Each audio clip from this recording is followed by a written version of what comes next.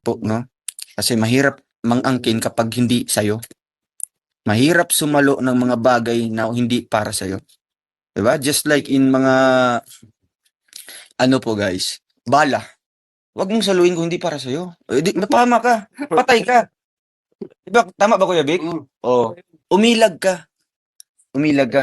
Kung hindi para sa'yo yung bala ng baril na yan, huwag mong saluhin. Pag sinalo mo, ay, dead bat ka. Sigurado yan. Oo. Sigurado. Tugi ka, guys. Oh, sige, do kuno ni Kuya Victor.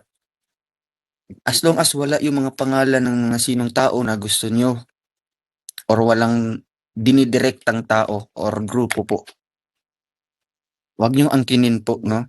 Kasi mahirap mangangkin kapag hindi sa'yo.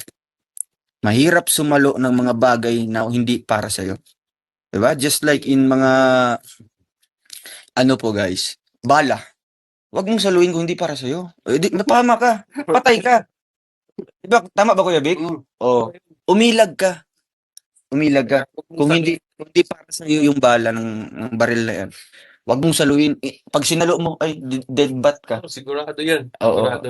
Tugi ka, guys. Oh, sige, one example yan, ha? So, kaya ngayon, guys, kung meron pong mga patama or mga ano ba ni Kuya Victor, hugot-hugot, hindi ko maalam yung Kuya Victor na yan. Kasi si Kuya Victor po, nagbibinata niyan.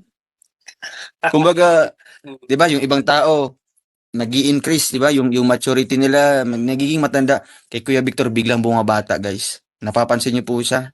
Hindi na siya nagsusombrero. Nagpatato pa yan ng kanyang... Ay, sorry. Cut natin na. Ay, nakamute. Sige. Ay, wait lang. Medyo refresh muna natin, guys, no? Kasi nagpasalamat. Please subscribe. Role of Malalag. Racial Morales. Thank you.